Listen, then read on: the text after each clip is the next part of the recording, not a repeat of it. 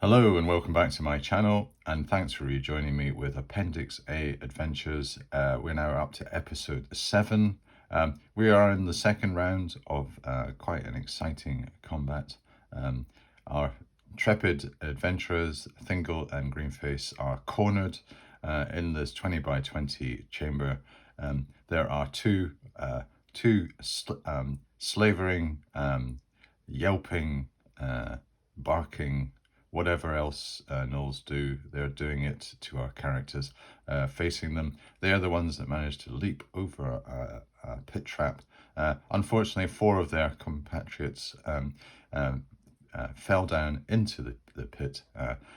One of them has expired. He was basically he was impaled on some stakes at the bottom, and another 2 probably found themselves in a similar situation. They haven't quite died, and there is one that is left. There are also 3 others further up the corridor who are currently snoring away, oblivious to all this these shenanigans. So we are in they got to the point where we are at the second round, and when it comes to the second round, what we're going to do is we will have to determine the initiative of the characters, and there are no bonuses or whatever. I think it's just going to be a straight roll between our 2 characters here, and these 2 that are going to be their adversaries probably in this round. And what we're going to do, take offline, is maybe just have a little mini scenario of what is happening to the gnolls in the pit. And I thought maybe just to give a bit of personalization to the story that is emerging, I thought I would give this rather enormous number 5, instead of just being number 5 with the 2-handed sword, so not the 2-handed sword guy, I thought I'd call him what have I got as his name? I have got him as Thraag, Bloodhowl, Cleaver of Men. So that is his name. He is a leader of this pack of rapacious gnolls. They are slavers. They inflict pain on the people that they enslave. What do they do with them? Probably either torture them or they get to sell them on to some other equally despicable humanoid race. So, good riddance if the characters manage to get rid of this horrible group. So we're going to do the initiative roll, and this could be quite critical because this guy is flailing around with his 2-handed sword, and his little sidekick, who is quite weak actually. He was only 2 hit points, and I thought I might make him the weak gnoll an old timer. So maybe he's a bit past his best. And this is his last slave run before retirement. Unfortunately, he's in the front line just now, so he's the old timer, and we can call him Rashgar the old timer, just for a bit of flavor. So we get joint initiative again. So, well, this is an interesting thing because we can, when you have joint initiative, you can do your weapon strike factors first. So we will be able to bring into play the weapon strike factors. So let us see what we want to do. We have Thingol facing up again. The Morningstar guy managed to hit Thingol, and he inflicted 5 points upon Thingol. So I will say it's quite easy for Greenface just to slide here in front of 2-handed sword guy, or Thraag, Bloodhowl. So Thraag Bloodhowl is going to take on Greenface, and Thingol is going to take on Rashgar, the old timer. We do have what is called a weapon factor disparity, and the lowest weapon factor will be the one to go. So Thingol has got his +1 magic broadsword. He is called a Grey Reaper. That is his sword, the name of his sword. And in fact, we'll maybe just give a quick reminder of Thingol. And so Thingol has got this sword, +1 broadsword, Grey Reaper. It's perfect. It's a chaotic neutral aligned. It's very light and smooth in his hand. The neutral evil green face, the throat slitter, has an equally vicious little weapon, +1 short sword called Black Fang. And Black Fang is probably neutral evil too. So they have weapons that fit perfectly into their hand. They can gracefully execute any form of military maneuvering. We have a short sword, we have a broadsword on display. We're up against a Morningstar. So let's just get the weapon factors. And the speed factor in this is that we've got a Morningstar. And a Morningstar, let's do this combat first. We'll do Thingol and the old timer, Rashgar, first. So Thingol has got a broadsword, and a broadsword is a weapon factor, speed factor of 5. So that's okay. And a Morningstar, which he is thrashing around, has a speed factor of 7. So that is higher than the broadsword. So the broadsword will strike first. That is what is going to happen. So if Thingol is able to get in a nice strike before this Rashgar manages to riposte, we might have a situation where it is a bit of a one-sided competition, because he will slay Rashgar. So we bring in this table here, and Thingol is the mighty level of 5, so he goes on the fighter table. He doesn't do the cleric or the magic user one, he'll do and we know that Rashgar has got armor class of 5. We have no weapon factors. He has an 11 base to hit. He has a +1 broadsword, so it is going to be a 10 or more for Thingol to hit. So are we going to get this result? Let us find out. So here we go, 10 or more to hit for Thingol. 13, yes, a mighty strike against Rashgar. Now, what do we know about Rashgar? He has got, he is number 3, no, he is not. He's number 8. And number 8, Morningstar, he's only got two hit points. So I think poor old Rashgar's had it, because Thingol will do a minimum with his broadsword. He is a 2 to 8. So that's 2d4. And he also adds on 1 for his magic +1. So Grey Reaper does his first reaping of the game. And poor old Rashgar is old timer. He's doing his last tour of duty, but maybe it was one tour of duty too many. He is slain. Rashgar has gone. So we can strike him off. And luckily for Thingol, he does not get another strike by the Morningstar. We have a face-off between Greenface and Thraag. Thraag Bloodhowl, the Gnoll captain. And I would say, as a wild guess, that a two-handed sword is probably, but we'll just look at the speed factors. A two-handed sword is probably going to go second to a short sword. A two-handed sword has a speed factor of 10, so it is pretty slow in bringing into combat. You've got to get it ready. You've got to kind of psych yourself up and lop it over your shoulder. Whereas little Greenface with his short sword is a speed factor of 3. So he's going, sort of whipping around with his little Black Fang. So Black Fang has a chance of getting into Thraag. So he is an assassin and he is level 6. So he is going to be on this table, and against armor class 5, he needs a 14. And he has a +1 short sword, so he needs a 13 to hit. So is he going to hit? Thraag the Gnoll? And we'll just get the shaker. And so there's a 13 or more to hit Thraag, and he gets a 14. So that's pretty good. That's pretty good for Greenface. He manages to give him a bit of a jab with his short sword.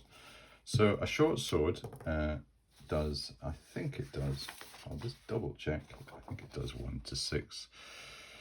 Yes, it does 1 to 6 against small or medium, and I think they still classify as medium.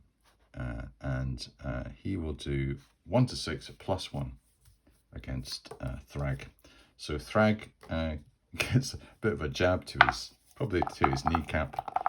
1 to 6 points of damage plus 1. So let's see what Greenface does. 3 plus 1 is 4. So let us just look at the little table. And we've got 5. So 4 means that he goes down to 12. Okay, so that is the first round for our characters. We do have the riposte from Thraag, so he is going, oh, what, that little gnome, where did he come from? Did he just come out from behind that tall knight? He took me by surprise, but he's given me a little jab at my leg. So Thraag is enraged, Thraag is angry. So Thraag has to try to hit our character. And Thingol, not Thingol, Greenface's, he is a gnome, so he gets certain advantages. He is also armor class 5, after all our adjustments. So he's wearing studded leather armor and a helmet. So studded leather armor counts as armor class 7 for weapon factors. So we'll just check what a two-handed sword is against armor class 7. It's pretty brutal. It's plus 3. So he's going to get a plus 3 with his two-handed sword. So if we take, there's a -4 penalty for gnolls against gnomes. So gnomes get this advantage against these more, I suppose, classified almost as giant size opponents. And gnolls are in that category. So there is a net -1 to his hit. So let us see what it is against armor class 5 for a monster with a -1. So a 2-hit dice monster against armor class 5 is 11. -1, it needs a 12 to hit Greenface. So is it going to hit Greenface with his two-handed sword? I'll get my die and my shaker here. And so he needs a 12 or more to hit Greenface. Is he going to do it? 8. He misses.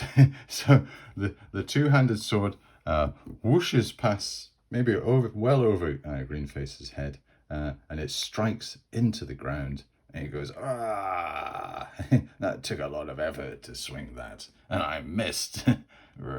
So the Thraag Bloodhowl probably does make a bit of a howl. He misses Greenface. So our two characters breathe a sigh of relief. They have not been affected by the combat this round. So let us consider the situation in the pit as this is happening. So if we can say that the two characters and Thraag's turn is over, and poor old Rashgar is lying there in a bit of a heap, crumpled heap, beside Thingol. We've got this situation here. And what I thought it would be, I would just simulate what is going to happen while this happens. So we remember we've got number 3 in here. We've got number 7. We've got number 1. And we did have number 4. So number 4 is dead. So if we put a little red token here, that gnoll is dead. Number 7 is lying there, and I'm going to say he's probably quite impaled because he's only down to 1 hit points. And number 7 is impaled too, because they're basically lying there floundering. They've probably got stakes coming through them, either through their legs or their limbs, or maybe even a kind of body thing. So they're in a bit of a serious way. And then we've got one left who is pretty pristine, and he's only taken a bit of a flesh wound. And I'm gonna call him Krug the Relentless. because he might just keep on going a bit like a Terminator. So that is the situation there. Basically what we have to do is adjudicate how these characters or these monsters are going to get out of this pit. So I thought for the weaker ones, the ones that have been impaled, they are probably going to take at least a turn, a combat round, to manage to extricate themselves from the spikes. So we could say that these two, what they're doing is they're going, oh, I've got spikes going through me. Oh, that was terrible. It's taking them a little bit of a while to get out, and they're trying to extricate themselves without rupturing any of their internal organs or doing anything. And being gnolls, they're probably not doing it very efficiently. So that's going to occupy them for this first round. And I think that's probably quite fair. For this one who's dead, he is no longer in play, and I was thinking maybe as what's happened was they were the last line to fall in, maybe to try and almost like to break his fall. He, being a scheming gnoll that gnolls are, he actually landed on top of number 4 and basically squashed him down into the stakes, and that's one of the reasons why he hasn't. He's managed to. He's not impaled on anything, and he can manage to extricate himself. So I've thought, well, he's got a chance to climb out, and I would say it's going to take at least one round to climb out of this pit, and because he's still fit and whatever, I'm going to give him quite a good chance to be successful. And even though the walls are probably quite sheer and whatever, these are quite big creatures, and also they're quite athletic creatures too. They can probably leap and spring and do all that type of stuff. So I'm going to give him the advantages of that. So I think all in all, I'm going to make it an 80% chance that he can get out of this pit in one round. So if I get my D10 and my percentage dice, I'm going to say that Thraag the Relentless will be able to get out of this pit if he gets 80%. So let's find out what he's going to do, and we'll roll. I'll just roll here, see if I can without knocking these things over. So yes, he does. So Thraag the Relentless. So let's just get back to this head-up display here. He is number 1. He is in action. So he manages to spring up, will probably pull himself out of the pit. He's not ready for combat. He probably will be next turn, next round, but not this one. And these two are trying to extricate themselves. Number 4 is no more. So what I'll do is I'll just take that, push that a bit further over, so you've got a kind of visualization of that. That's almost like a zoom out of that situation. And good old Thraag the Relentless is, he has extricated himself from the pit. So well done him. There is also the problem. These two are probably yelping and saying, help us, can you not, never leave a gnoll behind. Can you not? So is he going to be completely selfish and chaotic evil, which is their trademark, or is he going to try to help his compatriots? Well, I would say that he's really much more interested in serving the great leader, serving Thraag, and he sees that Thrag's in a bit of a bother with these two. So I think these two are probably going to fall on deaf ears. But maybe there is a very small chance. So say maybe a 1 in 10 chance that he will listen to their yelping, listen to their pleas, and decide to help them rather than assist his overlord. So it's a 1 in 10 chance. So no, he is not interested. He is loyal to his great leader. He sees that he is in trouble. He must assist him next turn. So that is the end of that round. We move on to the next round. So we will just have to do the classic initiative roll. And this is going to be quite important for the characters too. Now, we don't really have any dexterity bonuses or whatever in this because the characters are too encumbered by they've got bulky armor, so even studded leather armor classifies, so it takes away the bonuses that you get. So let's find out what is going to be the result. So we get all the characters have initiative. So what are they going to do? Well, I would say that both the characters are interested in trying to eliminate the leader. They know that this one is quite superior to the others. He looks bigger, he looks angrier, he looks really quite vicious. I think that's going to be their game plan. So if we just remind ourselves of what the attack was for them. I should have jotted down, but I probably will be able to remember if I just do it quickly here. So a fighter level 5 against armor class 5 is 11. So Thingol needs a 10 or more to hit Thraag with his Grey Slayer, his broadsword. So a 10 or more he will hit.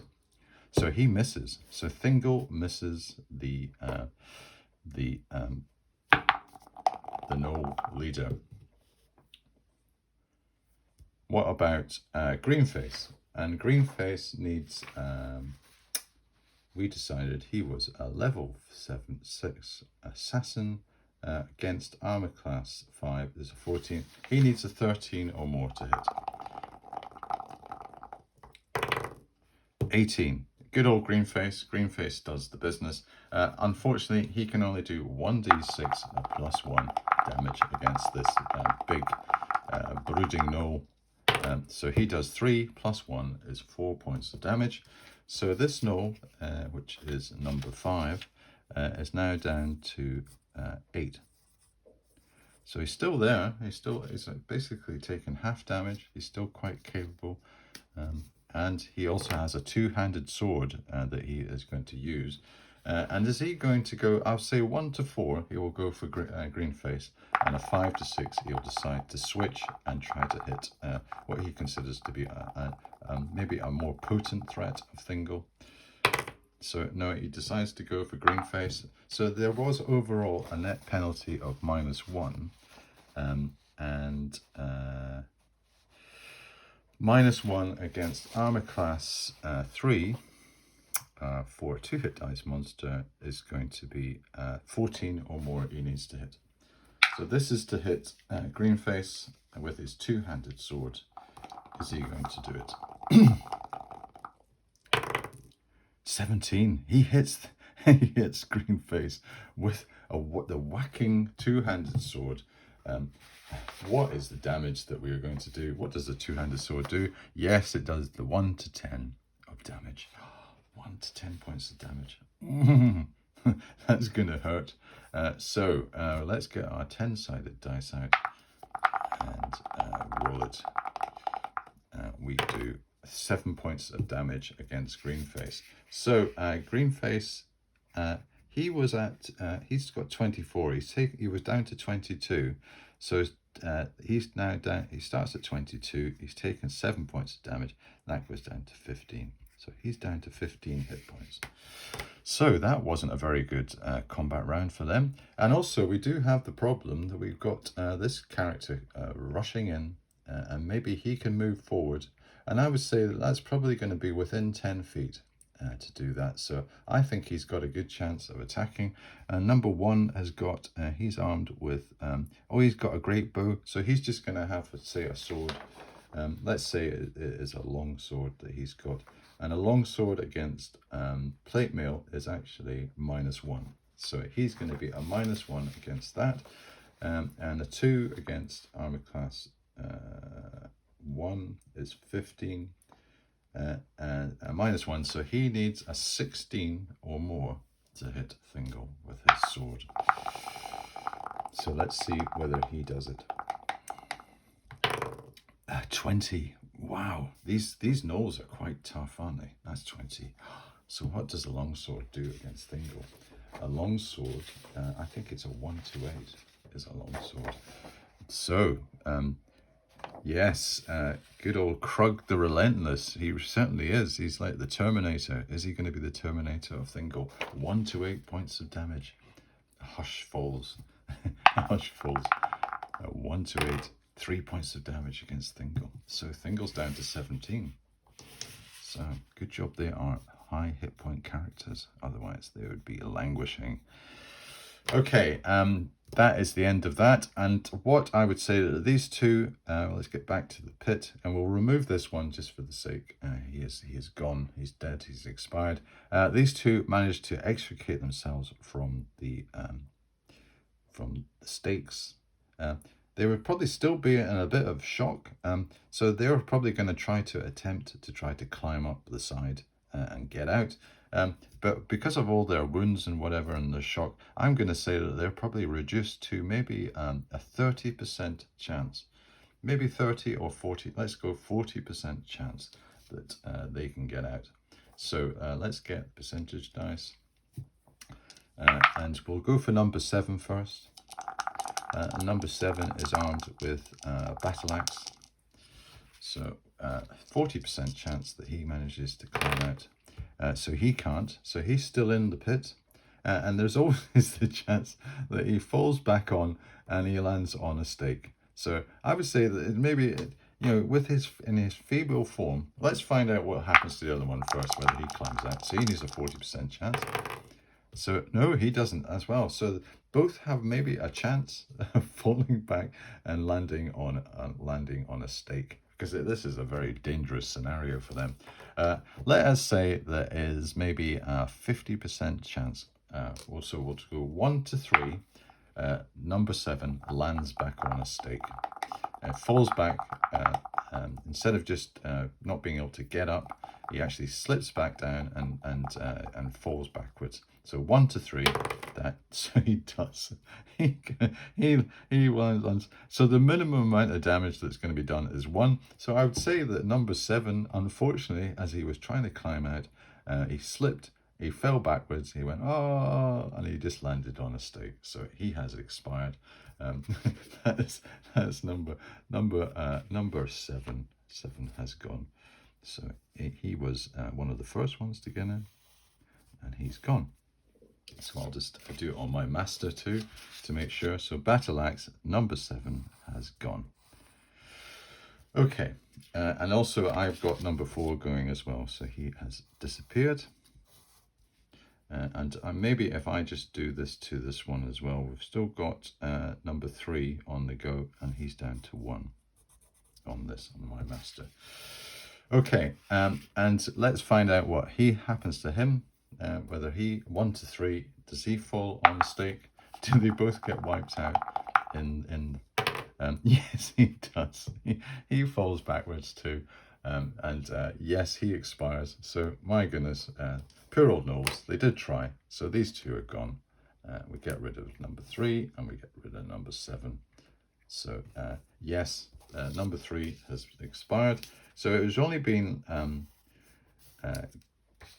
the relentless Krug has managed to get out. That is the case. So we've got, let's just look at our master. So we've got 5 and 1 left. So 1 is going to be Thraag.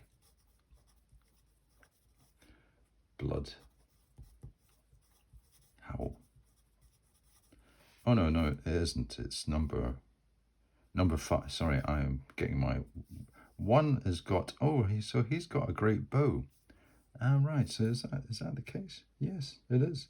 He's got a great bow, and he isn't Thraag. He is Krug. Krug. So maybe he's a bit like you know that one in Fellowship, Lurtz, the one that has the really quite significant bow that he fires at Boromir at the end. So Krug the Relentless with his great bow. He's not going to fire that just now. And also we have Thraag. The Thraag Bloodhowl. The Cleaver of Men he is. So yes, his name will be sung. They are all that are left. The other 2 desperately trying to get out, succumbed to their wounds when they fell back on the stakes. So that is basically a bit of a leveler, that pit trap. So it's really kind of a half elf and gnome against Gnoll. That is the 2-2 action. That is what we are at now. So we're back to square one again on the combat round. So we're going to do a roll for initiative and find out what is the score. Equal initiative. So now when it comes to a longsword, so he's going to have a longsword, the one that's Krug. And a longsword against a broadsword. Let's see what their weapon speed factors are. A broadsword is 5 and a longsword is 5. So I'm going to say it's simultaneous for them. Okay. So his attack last time against armor class 1 with a -1 was -1 was a 16 or more. So Krug needs a 16 or more to hit Thingol. He misses. Okay. Thingol against armor class 5, 4, and a broadsword doesn't get it. We're not doing any weapon factors for them. Against armor class 5, he needs 11 plus 1. He needs a 10 or more to hit this character. 11. Yes, Thingol gets him with Grey Reaper. So Grey Reaper will do 2 to 8 points of damage plus 1. So we'll get our D4. So we'll do 1 D4, 4 plus 1 plus 1 is 6 points of damage against number 1. So number 1 is down to, he was down to 9. And we've taken 6, so he goes down to 3. Okay, so we've got 1 on 8 and 1 on 3. So I would say that there's a good chance that Greenface will go first, because he's got a lower speed factor than a two-handed sword. That's going to take quite a bit of effort to do that. So Greenface was going to, and I should really just take a note of what these are, but I keep forgetting. Armor class 5 is 14 plus 1. He needs a 13 or more to hit. So let's get the D20. 13 or more to hit. Yes, Greenface. He hits. He scores with 1d6 plus 1. He's not going to kill him, but he could put... Yes, he's done 7, so he's down to 1. So Thraag is down to 1. He's got to face the wrath of the attack though, and we remember that he had a -1 cumulative penalty. So against armor class 3, which I think that's what Greenface is back. Now he's been adjusted to, what has he been adjusted? Armor class 5, sorry. Against armor class 5, -1, he needs a 12 or more to hit. So Thraag against Greenface, 12 or more to hit. 11, he missed. So again, his two-handed sword swings wildly and misses. So we've basically had everything going so far. We've had a simultaneous combat between these two because they were both same weapon speeds. And then we had this going on here. So we're at that point where we have to go to another combat round. My goodness, this is getting a wee bit, a bit close. So let's roll the initiative. Find out what happens. It is equal again. Would you believe it? So yeah, let's do the two attacks between these two and see how we get on. So Thingol needed, I keep forgetting what he did. I'm actually going to write this down, what he needs against this. So if I just bear with me a second, because it is a bit silly that I don't write this down. 11 plus 1 is 10. So Thingol needs a 10 to hit. So let's see if he hits. So let's see if he hits, and he needs a 10 or more. Yes, he does 2 to 4 points of damage. He does 2, 3 plus 1. He does 4 points of damage against number 1, who expires. Krug is no more. He has gone. However, because it was simultaneous combat, he can try to strike Thingol. And he gets against, I think it was a -1 against armor class. Yes, plate mail. So he has a -1 penalty because of his weapon factor. And a monster, a 2-hit dice monster against armor class 1. So he needs a 16 or more to hit Thingol. Is he going to do it? He hits Thingol. So he does 1 to 8 points of damage. These really are, they're just not giving up. These gnolls. 1 to 8 points of damage. Get rid of my D4, which is lurking in there. 5 points of damage against Thingol. So Thingol isn't doing too well. He's down to 12. Okay. So we do have Greenface, and Greenface can try to hit. And I will work out again what Greenface needs to do. He needs, against armor class 5, he needs a 14. And I think he has a +1, so he needs a 13 to hit. So I'll put 13 there and a 10. That's no longer the case. So a 13 to hit Thraag and dispatch him, hopefully. Yes! Greenface has done it. He has, in fact, I better remove number 1. He's gone. So I was just getting a bit carried away. Thraag is destroyed. Thraag is destroyed by Greenface. He manages to skewer him with Black Fang. Thraag screams. Thraag expires on the spot. And he says, "That's how it's done, Thingol." And he goes, "That really was very impressive. I'm not feeling too great, Greenface, so maybe I will not indulge in my usual witty repartee after these sort of combats. I really need to lick my wounds a bit. However, we have a little task to do. We need to see if there are any more of these creatures down this pit, and also we do have the unfortunate job that you're going to have to do because you are an assassin, and that is your style of actually trying to dispatch any of these sleeping gnolls further down that thing." And Greenface says, "Yes, that is my role, that is my job. I like to do that sort of thing.